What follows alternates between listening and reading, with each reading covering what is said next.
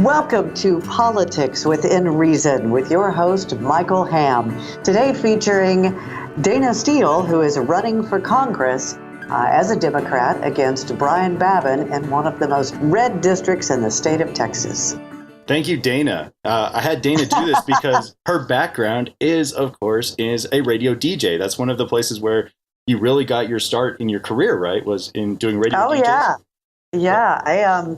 I got into radio on a dare in college at Texas A&M when I was 17 years old because I wanted to date with this guy. And I thought if I went and auditioned, he would date me. And he didn't, but I got the job, and it's what I did for like the next 22 years. So you probably got the better end of the deal on that one, right? And I did. We're also still friends, so he's a good guy. I'm glad he never asked me out because I really got busy with radio. Well, very cool. Yeah. And so you are running, as you said, in the Texas 36th district. What cities does that include? As you said, it's very red. Oh my gosh, cities. It's 731,000 people. It's bigger than the state of Connecticut. It has more people than Seattle or Denver. It literally is all of Southeast Texas. It includes parts of Houston, parts of Pasadena. It goes into LaPorte, Baytown, all the way up to Livingston, then over east to the Louisiana border, back down all the way to the Gulf Coast, goes around Beaumont. Beaumont was gerrymandered out, and then down the I-10 corridor back to Baytown. So it's huge. It's a huge district. About 52% of the vote from the numbers I've seen in Harris County. And then it gets less the farther up you go into East Texas, Southeast Texas. And so this district must have been hit pretty hard by Harvey, right? You've got all 9 counties were declared federal disaster areas. So pretty much the 2 days before Harvey hit, we had a staff meeting, and I said, you know what? I'm a native. It's coming. So we completely turned the campaign page into a Harvey resources page. I saw that. Yeah, took my social media team and we stopped campaigning and we started putting resources. And then for the next really 5 weeks, first we did rescues. We were literally posting addresses, taking information, trying to send the Cajun Navy or any boats we could find to save people. Oh, wow. I had an amazing team. We were pretty much able to keep this up on Twitter and Facebook for about 24/7 for several weeks. So first it was rescue. Then it was recovery. Now we're focusing a lot of it on rebuilding, but also almost starting over with the campaign because let's face it, it's a tough district. It's going to be a tough campaign. Yeah. But to stop your campaign just as you're gaining momentum, to just come to a screeching halt. But we had to. I mean, we were eating. I took 3 feet of water in my house. So while the water was rising, I was sending, boats out to rescue other people because I didn't need rescuing. I was okay. Yeah, well, I'm glad to hear that you were fine. But yeah, it was a really crazy thing to see playing out because you really did have all that social media interaction, and the Cajun Navy very famously was there. And now there's the Cajun Army who's helping clean up. And yeah, it's a really astounding example of the federal government working with locals to do something great. And one of the things it sounds like you're really concerned about right now in the aftermath of the flood are the chemicals that have been leaching out into the floodwater and such, right? Yeah, because it's hard to get a whole lot of information. It started with Arkema when we started getting notices, that first week after Harvey hit that it's going to explode, everyone evacuate. I'm like, what? Yeah, what? Yeah.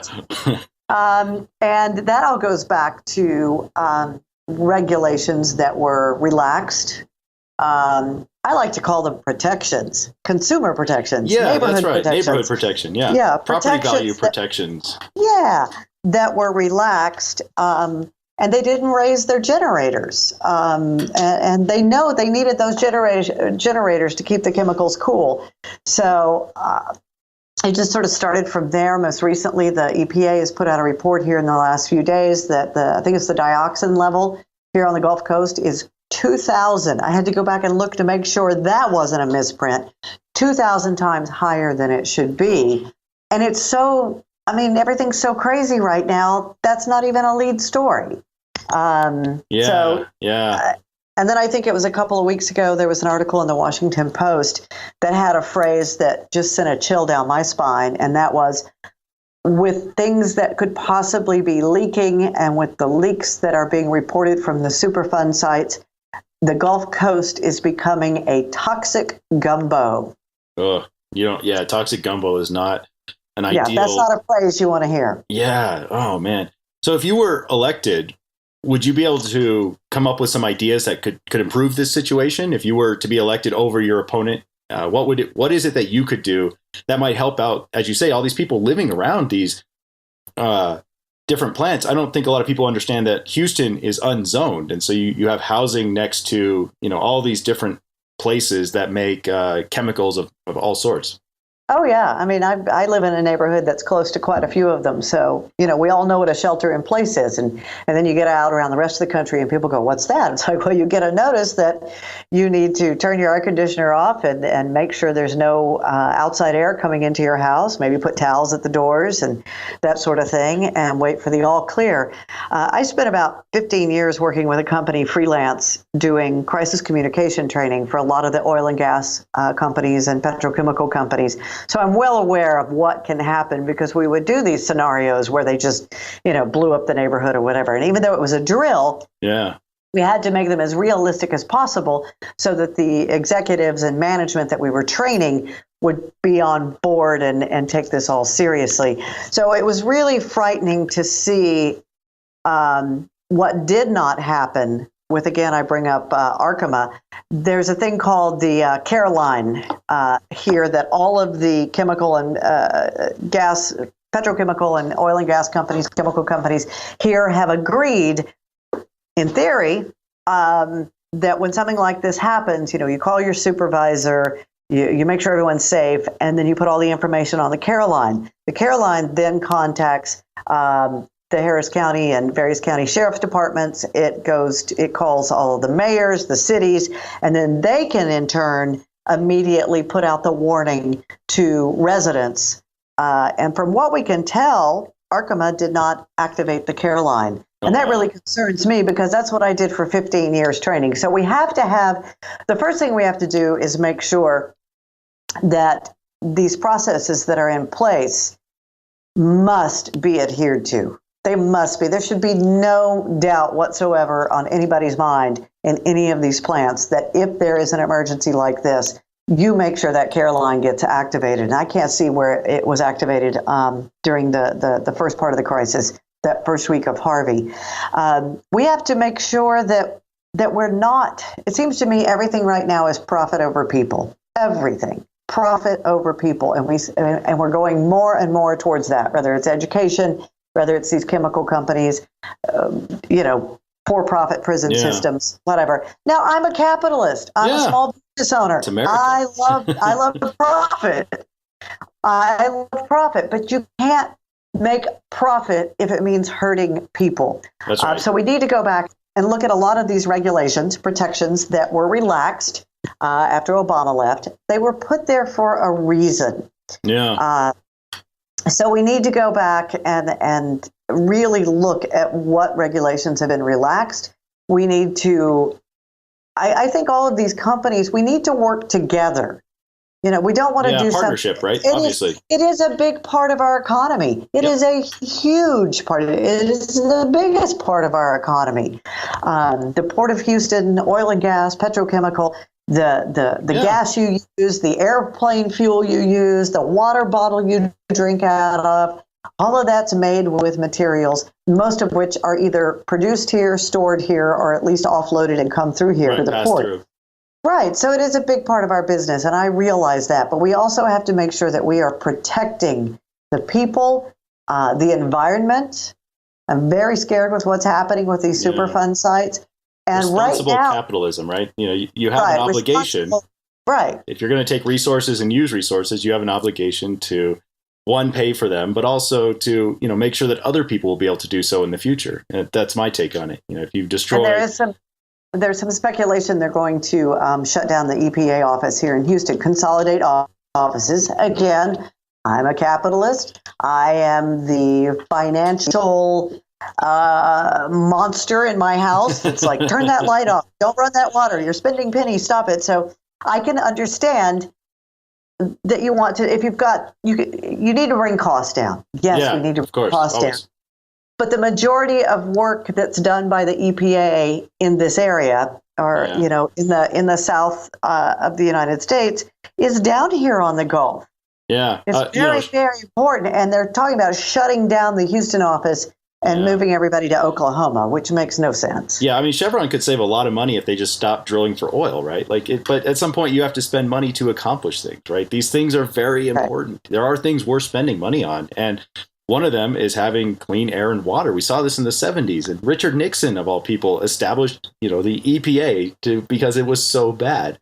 These things just didn't come about because we wanted to punish companies and take away jobs. There was a real reason. Rivers were catching on fire, and the air was, you could basically eat it. It was just a terrible thing. Well, and I realize we've got to save money. Maybe the cabinet could quit flying on private airplanes. That would be a start. Little less golf, just a tiny bit less golf. Maybe. Okay. I'm trying not to be snarky. Not to be snarky. All right. Well, yeah. And actually, to that point, you grew up in Texas, right? So what was it like growing up? You're now running as a Democrat in a very Republican region. And so could you talk a bit about what that's like? I've always, my dad was probably more Republican than my mom. I don't remember my family ever being very political. I really wasn't all that political unless it started to involve things that I found to be not fair. Starting with 12 years old when I got in so much trouble because I got in the car with pants on to go to church. And my mother's like, you cannot wear pants. And I'm like, why? The guys wear pants. So I was fighting inequality back then. I've always cared about people. My mother was the kind of person that anybody that ran away, when we were kids, when we were in high school or whatever, they'd run away to our house. We took care of everybody. We took in stray people. We took in stray animals. We took care of everybody. So that's how I was raised, and that's probably more of the politician that I am. Social issues are what have gotten me into any of this in the first place. Yeah. Women's rights, civil rights, human rights, LGBTQ rights, the environment, the water. I'm still just stunned that do people not even realize that people in Flint, Michigan still can't drink the water? Yeah, that's right. I mean, that seems like a basic thing a first world country like the United States should be able to deliver and fix as soon as necessary, right? That's just such a terrible tragedy. And so I feel like we're not taking care of our people. Yeah.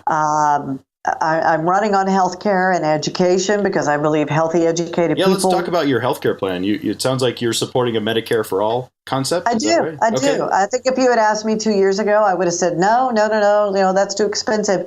But this has gotten so, again, profit over people. The greed of the pharmaceutical companies, the device makers, the insurance companies, it has gone so far to profit. I was watching a story the other day that we're getting ready to have a shortage of antibiotics in the world because there's no financial incentive to make them. Yeah. Yeah, that's scary. That's very scary. Yeah, that should be very scary. And sick people cost a lot more than healthy people. I go back to bringing it down to the simplistic thought of what I just said earlier. I run a household. I'm the mom. I'm in charge of the checkbook. I do the finances. And I can tell you right now, that when my husband was healthy, a couple of years ago, and then the next month he got a kidney stone. I can tell you a kidney stone is a lot more expensive than healthy. Yeah. When your kids are sick, it takes time. You can't work. You have to spend extra money. You got to go find those antibiotics. I got a kid who's on an EpiPen. Healthy is so much cheaper than sick. And if we could do Medicare for all, and guarantee health care. Yes. Yeah. And then there would be a lot more preventative checkups. And you know what, to me, every paycheck, right? I go look at my paycheck and I look at the taxes, and one thing I pay for every single paycheck is Medicare. And I don't get to use it yet. I might never get to use it if I, for whatever reason, die early. And so to me, it's something I pay for, and I'd be willing to pay a little more for it if it meant that I could use it and I didn't have to worry about my employer plan. I bet my employer would love to not have to worry about health insurance. That's not the business they're in. They're not in the healthcare business. And so employers, it would save employers money. It would save us money. Yes, we might end up paying a little bit more. You might see a little bit more on that Medicare line, but you wouldn't be having to pay out of pocket. You wouldn't have to pay for insurance. Right. You wouldn't have co-pays. You wouldn't have the pharmaceuticals that are costing so much money. And we could regulate that a little bit more. So see, there are some places we need regulations, and that is these outrageous prices that the pharmaceuticals. I like to tell people it's a lot more complicated than this, but this simplifies it. Is that Obamacare, the Affordable Care Act, was based on the program. A lot of it was based on the program that Mitt Romney's state originally used. And that was actually created based on a report by the Heritage Foundation, which was actually funded by, wait for it, insurance companies, pharmaceuticals, device makers. They're always going to come out ahead. So one of the big criticisms. You just take them out of they have to be taken out of the formula now. Yeah, and in all likelihood, in other countries where there's universal health care, there's supplemental insurance that some employers offer to, cut down. Like, let's say maybe there's a couple $1,000 deductible in Medicare or whatever it ends up being, right? There's probably going to be some cost. You can have these supplemental insurances that are out there. But yeah, you're right. I mean, one of the big criticisms of Obamacare was it really was a big gift for the insurance industry. And it was huge. It was huge. Better than what came before. Before Obamacare, my rates went up and up and up and up, and now they've held pretty steady recently, which is fantastic for me. But yeah, I think Medicare for All makes sense, at least as something to discuss. It should be something that's discussed, and maybe something else comes up. But this seems really inefficient the way we do it now. And like I said, I pay for something that I'm actually happy to pay for it because it covers my grandparents, so I don't have to. But But see, the problem is that if your grandparents, either one of them, become incapacitated with dementia or Alzheimer's, and odds are one in four will, that's not covered. I mean, the medical care is covered, but you can't just leave an Alzheimer's patient at home. No, that's right. You can't chain them to the bed. You can't just leave them at home. And we're talking $5,000, $6,000, $7,000 a month. And if you're on the East Coast, it goes well up into past $10,000 a month. Wow. To take care of someone. And they're trying to make sure that that's a part of this Medicare for All. There's a lot that has to be worked out. But I went and looked at HR, I think it's 676, which is the bill that they're all starting to sign on to. Kamala Harris, Al Franken, Bernie Sanders. Before you poo-poo it, which I was one of those people go, no. I took a look at it, I read it, and I went, wait a minute. As the one who balances the checkbook, this is starting to make sense. And if you have healthy people and you don't have to worry about where you work, you don't have to, as crazy as it sounds, there are people that stay in a bad marriage because of the health care. I mean, or they stay with a bad company where they're treated awful because they have health care. And they can't start their own companies, right? It's so hard to start your own company if you're dependent on employer health care. That's such a hard thing to do. And just think of the things that we could create and accomplish if we didn't have to worry about our health. Healthy, educated people create jobs. Healthy, educated people work. All of that leads to money that goes into the infrastructure. If you start cutting healthcare and you start cutting education, you are going to hurt jobs, and eventually you're going to hurt the infrastructure. And that's what we're seeing right now. Yeah. We have and then they voted to cut Medicare and Medicaid yesterday. And then today they're taking away the rights of women to get birth control coverage. Now your boss can decide. And beyond the name in the birth control is obviously a hormone balancer that a lot of women use just to stay healthy and functional. For cyst and everything. Yeah. It's a sick thing. I started watching The Handmaid's Tale, the new TV series. I started watching that a couple of months ago, and it's just becoming too close to real life. I'm getting to Congress as fast as I can, and it's over a year away. But we all just have to continue to have these conversations. Yeah. So on that note, how are you going to? Obviously, your district is very, very, very red. Even in 2016, Democrats didn't even bother running anybody. And now there's two of you running. Now people are fired up like you, and you're saying, "Hey, we are going to contest this seat at least." And what is your plan to appeal to these traditionally Republican folks? Do you have something that really resonates with them? I think it's just I'm one of them. I'm one of you. I'm not a politician. And I think 2018 is the year of we the people.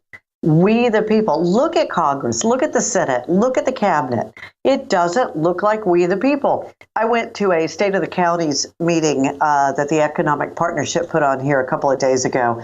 And they had the county commissioner from Galveston County and the county commissioner from Harris County talking about, rebuilding efforts, what we're going to do moving forward. And there was a lot of great knowledge and power in that room, but I looked around and it was, I would have to say, 95% white men. Yeah. 95. I saw one African-American woman. There were several white women. I saw one Indian guy. I was like, this is not representative.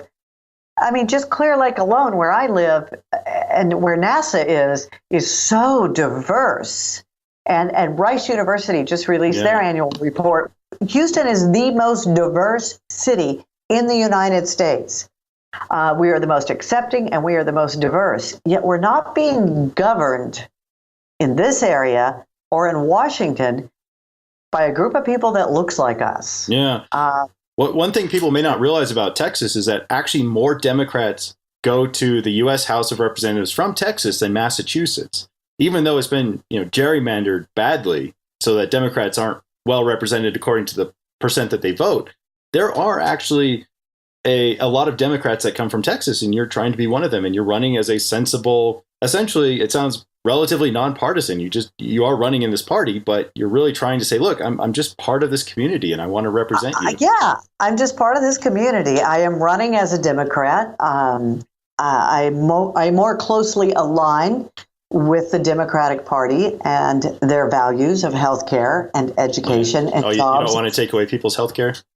I don't want to get into people's personal lives. It's like I tell people, if you don't like gay marriage, don't gay marry.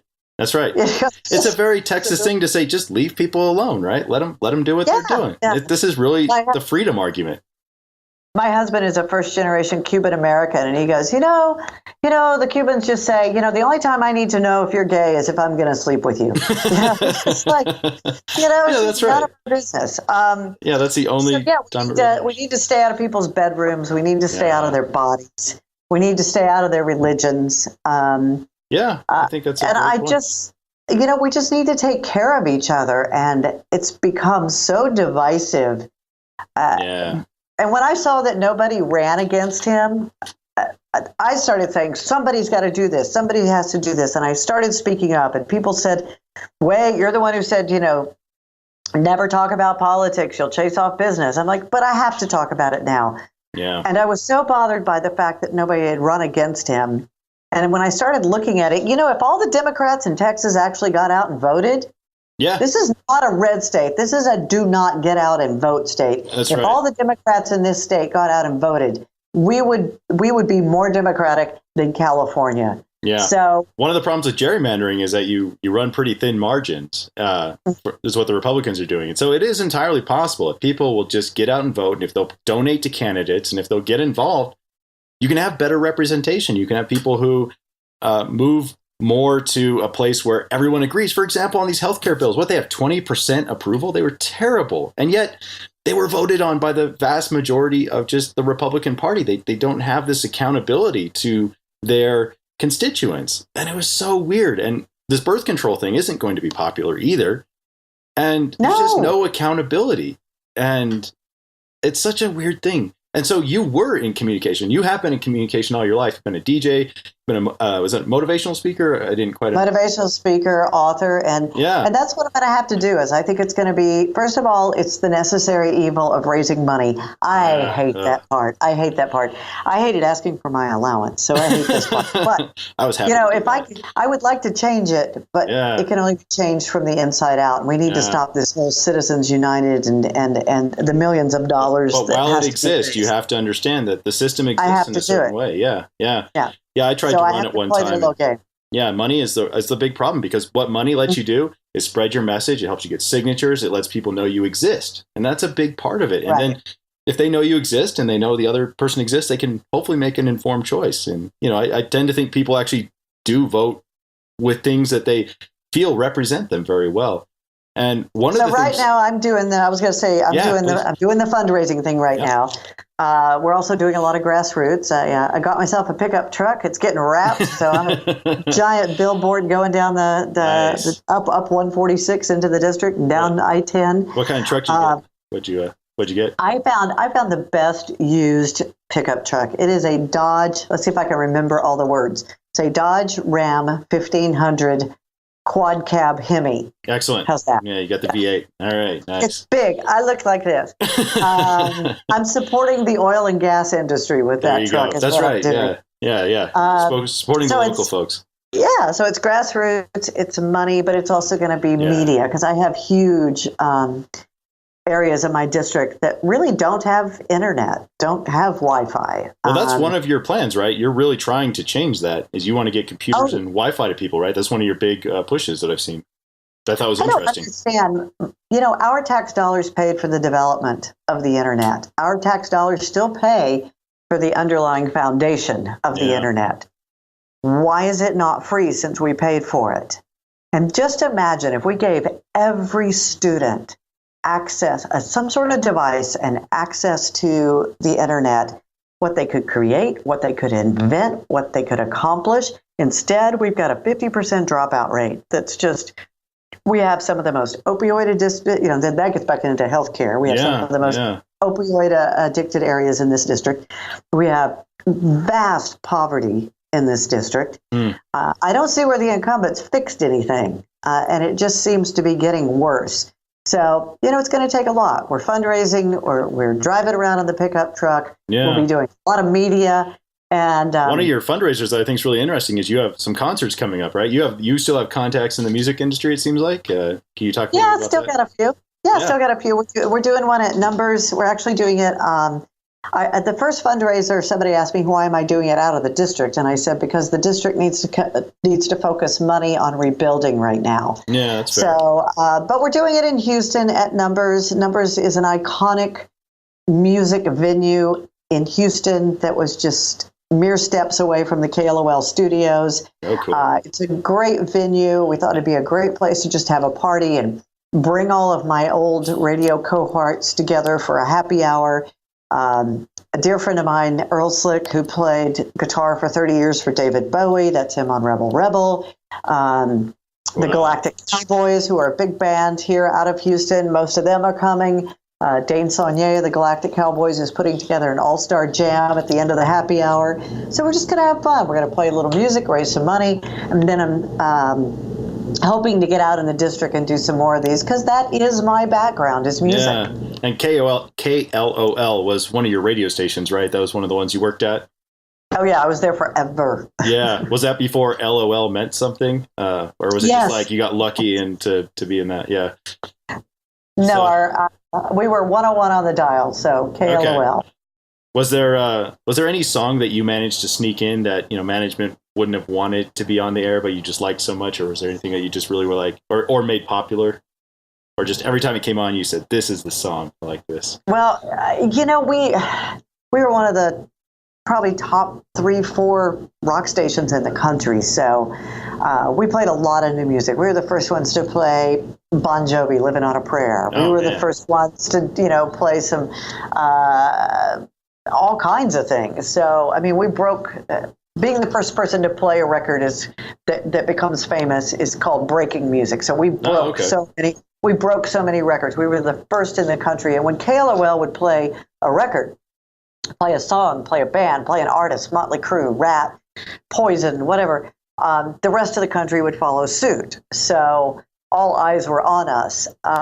They called you the first lady of rock and roll, was that right? At one time? I'm trying to think, did I ever sneak anything on? I would think that I probably did some... I was really close for a while there with David Crosby, so I'm sure I snuck went into some deep cuts on David's stuff for him. But Favorite song, Whole Lot of Love, Led Zeppelin. Yeah, Least favorite song, Stairway to Heaven. Hate it. Oh, really? Oh.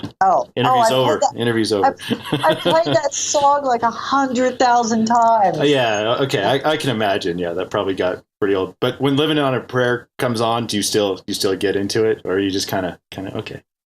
Oh, no, I like that one. I still like me some Bon Jovi. Yeah. Sammy Hagar. We were the first to play Sammy. Sammy's late manager was my mentor for a long time, and until we lost him. Yeah. So, Joan Jett's been extremely supportive. In fact, when she played Houston this summer, they all but stopped their concert and did a Dayna Steele commercial for 2 minutes. Oh, that's so cool. So that was nice. That was fun. Yeah. Boston, very supportive. Tom Scholes, that created Boston, he and his wife are big contributors to the campaign. So that's been cool. nice. Yeah, that's awesome. So you get some great music and some campaigning and get to meet people in your district. And so let's maybe end on two things here. One of the big thing in the news, obviously, this week is Las Vegas and now gun control. And that's going to be a big issue in your district, obviously, as it is everywhere in Texas. And what is it that you think that you'll be able to make, connect with your district on in terms of gun control? I'm a Democrat who shoots guns. Okay, I just I was over at the arms room off the Gulf Freeway shooting the other day, and when I was checking out, I introduced myself to the manager, and the lady next to me goes, "I told my husband that was you," and he said, "No, she's a Democrat. That's not her." I urge people to go to Americans for Responsible Solutions. It is the website put together by Gabby Giffords and her husband, the former astronaut Mark Kelly. I think they are both gun owners. Gabby was a gun owner before she was shot. I really urge people to look at that. I think, gun control is a nasty word that's been turned into the boogeyman.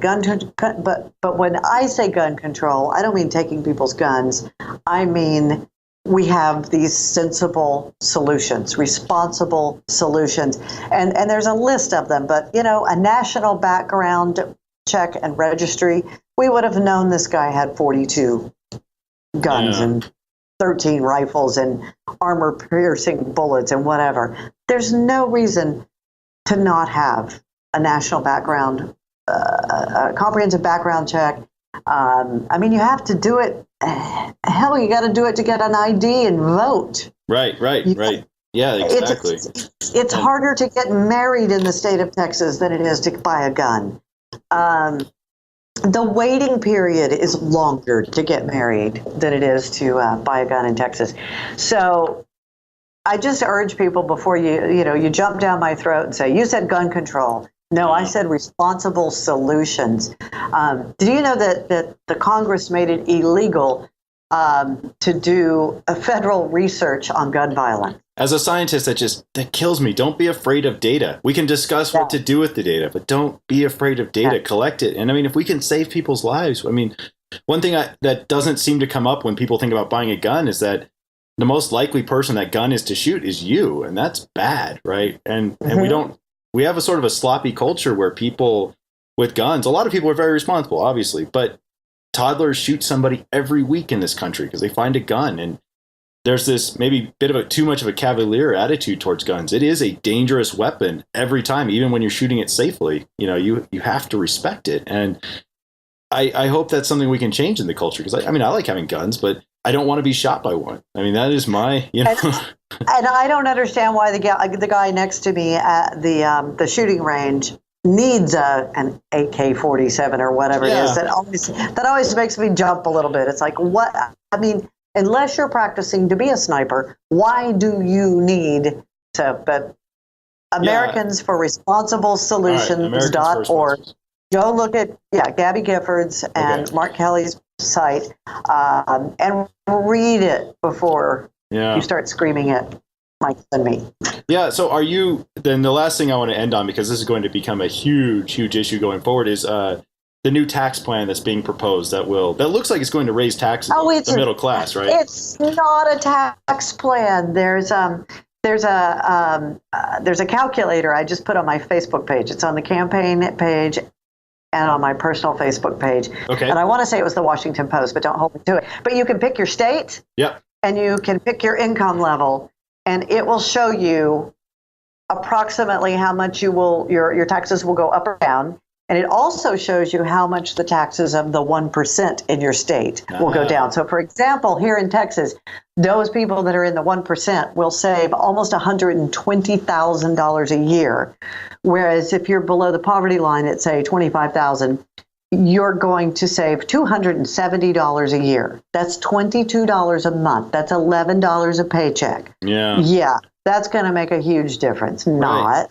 And I mean, if you really care about the debt and deficit, you could create just tax cuts for those folks. You could give them $270. You could double it to $500, right? And not give it to the 1%, right? If you really cared about the budget.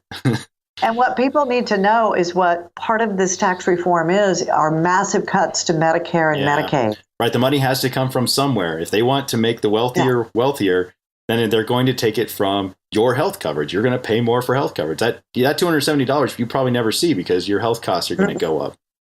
But they're so good at framing it as huge, tax cut for the middle class that we all have to just keep saying, no, do the math, look at it, look at it. Why are we bad about that? I mean, I have to ask because this has bothered me for a long time. Why can't we convey that this is a tax hike on you? This is not a tax cut. You will not see more money. You're going to be out more money. It's fake news, Michael. It's it's fake news. I forgot. I'm sorry. But yeah, I mean, it's obviously a problem going forward. How do we convey these messages? And, politics is obviously emotional. It's an emotional connection with people. And for whatever reason, we're so bad at conveying that, I'd like to not get shot and I'd like to have clean water. And, I think the air I breathe is important as, and we should coordinate that with capitalism. Obviously, that sounds great. But we're bad at it. I do the same thing. I do the same thing I did in business all those years. And people said the same thing to me in my business speeches and my business books was, this is just too simple. Yeah, it's the KISS principle. Keep it simple, stupid. Yeah, KISS. Just bring it down. Just, keep your message simple, but make sure you have facts to back it up. Yeah. It's a lot easier if you don't have facts. It's a lot easier if you don't worry about the facts part. There's that. Yeah. Well, anyways, Dayna, thank you. I bring everything back to, let me say this real quick. Yes, I bring please. everything back to healthcare plus education equals jobs. Healthcare, education. You want me to expand on that? I will. Yeah, but actually, it all starts healthcare and education. And that's what I tell people. If you want me to expand on it later, great. Yeah. But those are the two most important things in making people successful are healthcare and education. And the more you do to make another person successful, the more successful you will become. That's right. Yeah, please go check out Dayna's website. She's got a lot of things we just didn't have time to get into, including trying to work on this education as she discussed. And so thank you, Dayna, very much for being here. All right. Thanks for having me. Wait, I'll do this. You've been listening to Politics Within Reason with your host, Michael Ham. Thanks, Dayna. That was excellent. All right, everybody. Thanks for tuning in today to the Politics Within Reason podcast. We hope you had a good time. If you get a second, please go check out our website at thepartyofreasonandprogress.org. You can find our Twitter handle, our official YouTube channel, Facebook, and we constantly welcome new ideas and things to talk about on the podcast. So we hope to hear from you soon. Thank you. Have a good one.